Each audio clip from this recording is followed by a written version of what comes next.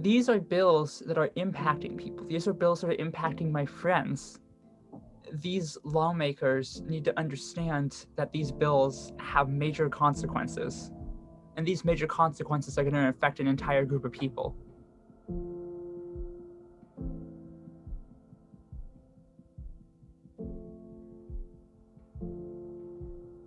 There have been a lot of anti-LGBT bills introduced in the legislature in Tennessee. I know that the one regarding trans students in sports did pass into law.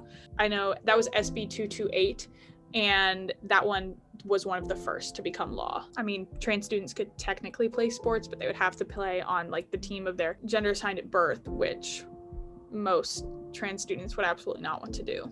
When I came out as trans, I had to unfortunately stop playing basketball for a little bit to seek therapy and essentially transition.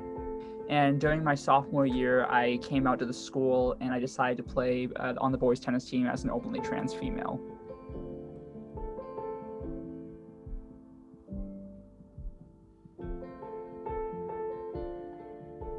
They were very accepting, they were very open about it. I started estrogen junior year and I planned on playing for the tennis team, for the same tennis team that year while I was getting on estrogen, and then senior year I would switch over to the female team. But unfortunately COVID hit and I couldn't play either of those seasons.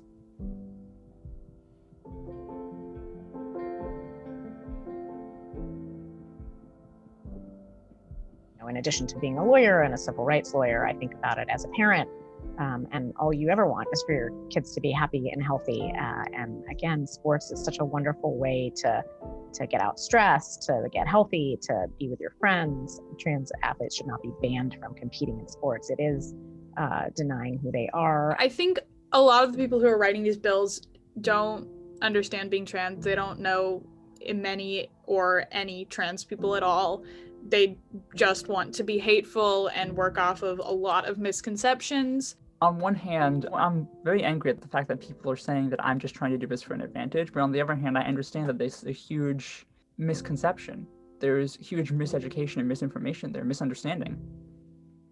It's just morally wrong to force a trans woman to like play on a men's team. Like, that's just terrible. Trans athletes just should be allowed to play in whatever sport they want regardless of that stuff, because 9 times out of 10, like, they just want to play with their friends. And frankly, most of these bills, I mean, the people who are claiming to care about women's and girls' sports are not people who have spoken up about women's and girls' sports before, typically. We've been doing this work as an organization for almost 50 years now. And my question to them is, what are you doing to help ensure equal opportunities for girls and women in sports? Because there's a lot of work to do and there are a lot of issues. Trans girls and women playing on women's and girls' teams is not an issue or a concern. Like that's not a threat. People suffer when their rights are limited. People suffer when they're not allowed to get the help that they need. People suffer when they can't do what makes them happiest. What makes people like me happy is being able to be in a space where I feel accepted, where I feel loved, and where I feel included.